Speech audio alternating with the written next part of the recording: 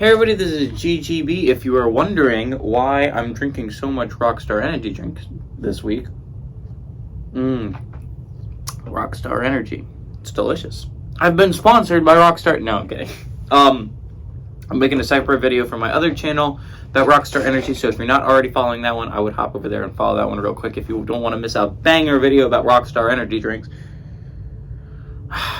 But let's get into what happened yesterday. I whiffed hard. You know how I said earlier, I was like, I think UConn's a good basketball team, and I just did think that. But I don't know if they're a good enough team to beat Marquette. They haven't been playing well. They came out and dominated a Marquette team that was just ranked in the top 10. Just absolutely owned them. I picked Rutgers to beat Indiana yesterday. That did not happen. So suddenly I'm in a bit of a hole with 0 points entering Wednesday. So a win here would just be absolutely huge, absolutely crucial for me moving forward. Anyways, how did this affect the Big East standings? With the Marquette loss, they fall to 11-3, giving Xavier first place, at least for now, at 11-2, sole possession of first place. UConn win moves them to 8-6 and half a game behind Seton Hall. Why is that important? Well, we're about to go over all the games, and then we're going to go over the Big East games that are going on today. And there are 2 of them, so they're important. At 6:30, we got number 23, Creighton, who's 15-8, traveling to Seton Hall, who's 15-9. Creighton favored by 3.5 on FS1. At 7 o'clock, we got number 6, Tennessee, who's 19-4, traveling to Vanderbilt, who's 11-12. Tennessee favored by 9.5 on SEC Network. 7 o'clock, we got number 11, Iowa State, with the 16-6, traveling to West Virginia, who's 14-9. West Virginia favored by 3 on ESPN2. 8 o'clock, we got Georgetown, who's 6-18, traveling to number 20, Providence, who's 17-6. Providence favored by 13.5 on CBS Sports Network. 8 o'clock, we had Tulsa, who's 5-17, traveling to number 2, Houston, who's 22-2.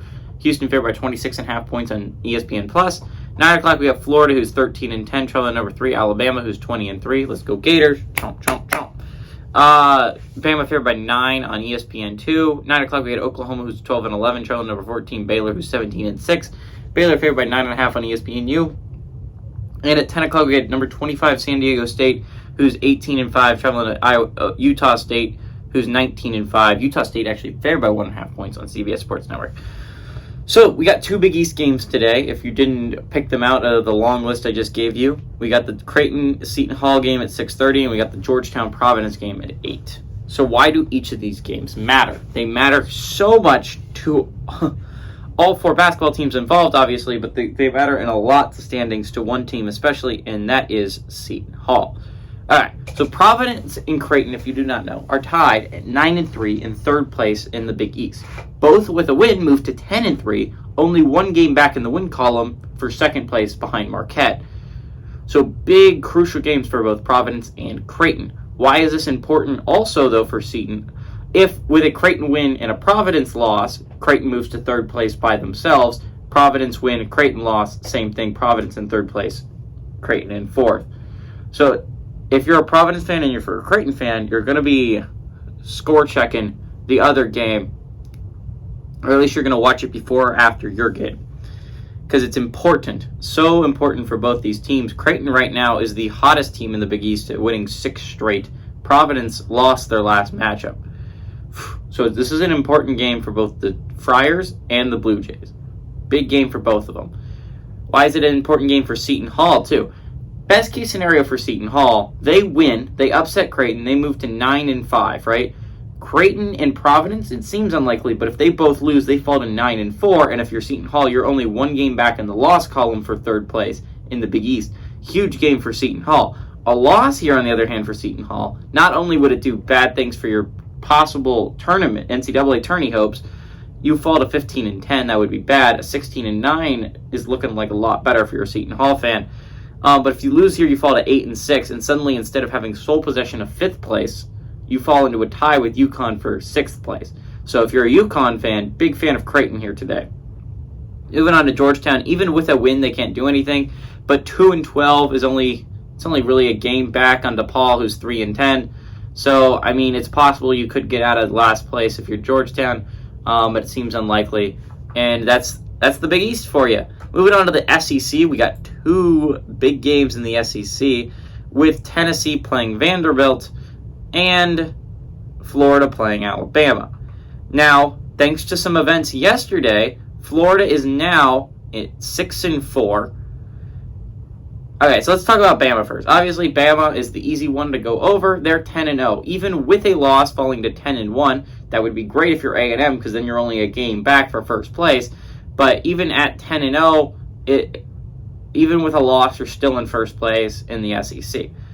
So Alabama doesn't really matter that much there. Tennessee's an interesting one, right? Tennessee sits at 8-2. With a win, moves to 9-2, back into the tie for second place with A&M.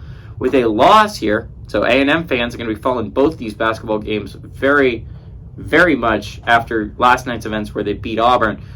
A Tennessee loss would follow them to 8-3, only a game up on the likes of Auburn and Kentucky. Why is this important? For Florida fans out there, this is important because a lot of reasons. If Florida pulls off the upset tomorrow in Tuscaloosa, they move to 7-4 in a tie with Auburn and Kentucky for fourth place in the SEC.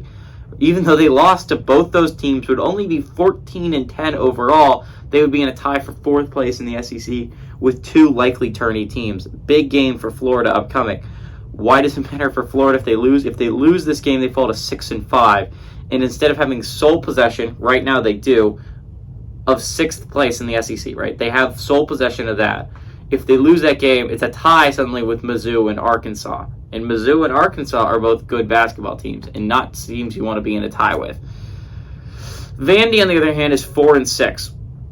With a win, they move to 5-6, and they're only a game back on Mizzou, the likes of Mizzou and Arkansas. And if things work out for you, right? If you're Vandy, also Florida, you're only a game back on them. Suddenly, you're right back in this SEC race to get into the top 6.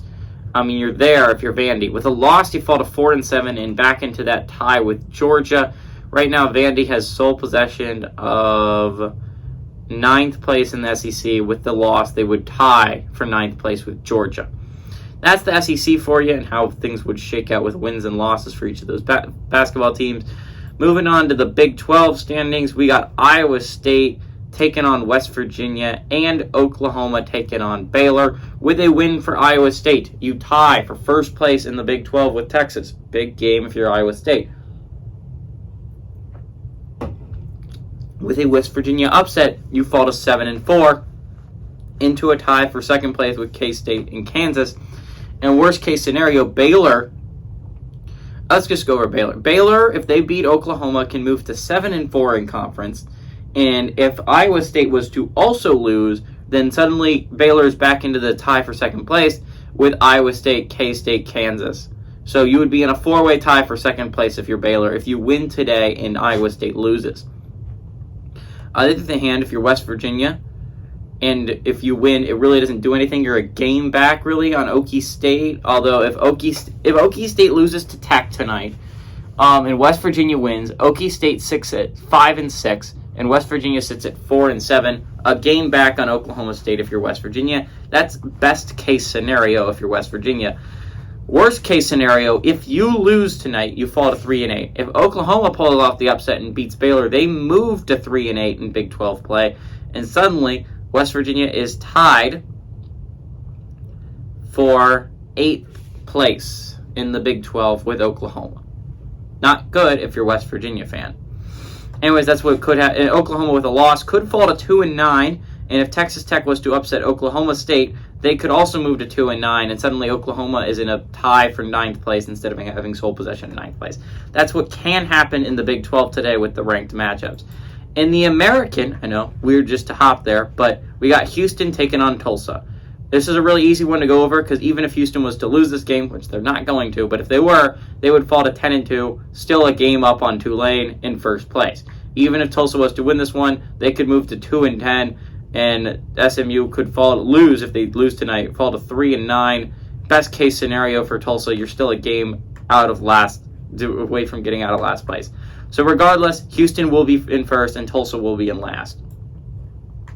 Now, here's where it gets a little bit more interesting in the Mountain West standings. San Diego State, the top team in the Mountain West, it's at 9-2.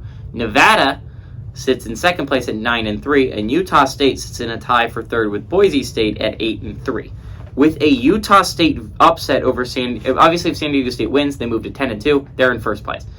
If Utah State was to win this game, they could move to 9-3. San Diego State would fall to 9-3, and Utah State is suddenly in a tie for first place in the Mountain West. Huge, crucial game for the Aggies at home. Now, if Utah State was to lose this game, Utah State falls to 8-4 in conference, and behind Boise State would have sole possession of third place by themselves. Anyways, that is what we're looking at Mountain West-wise. And now it's time to go over who I pick for my upsets. I think there's some reasoning for each of these teams, for a lot of these teams. For instance, you could very much make an argument that Seton Hall right now is playing like one of the better teams in the Big East. They are. The Pirates are playing extremely well. West Virginia has also been an extremely hot basketball team as of late, and Iowa State is ice cold. Actually, not ice cold. They've come off an upset. Iowa State's a weird basketball team, to say at the very least. They've been up and down for the past couple weeks. It is very possible West Virginia pulls off the upset at home. Georgetown, I know it's weird to say, for seeing their 13.5-point dogs. Georgetown has been the worst team in the Big East for the entire year, but they've made the margin closer over the past couple of weeks. Obviously, they almost beat UConn this weekend. They led St. John's for a majority of that game. Georgetown is no longer just the team you roll over in the Big East. They're actually starting to play basketball and have a chance of beating teams. Florida can beat Bama. I don't know how. It's got to be a lot on Colin Castleton, and they got to get really lucky. But Florida proved last week that they can beat a really good basketball team when they beat Tennessee. Oklahoma can beat Baylor. Oklahoma proved that when they beat Bama, they can really beat anyone in the entire country. The only teams I do not see being upset today is Houston is not going to be upset, and Tennessee is not going to lose to Vandy. It's just not going to happen. Okay, so what is my pick? I'm going with Utah State. I'm going the safe route. I know Utah State is favored by 1.5 points, but Utah State has been one of the hotter teams in the Mountain West so far this year. They're playing extremely good basketball. To be fair, San Diego State is playing really good basketball as well. But I like Utah State with a chance for an upset here. Hey everybody, this is GGB saying adios amigos and go Aggies.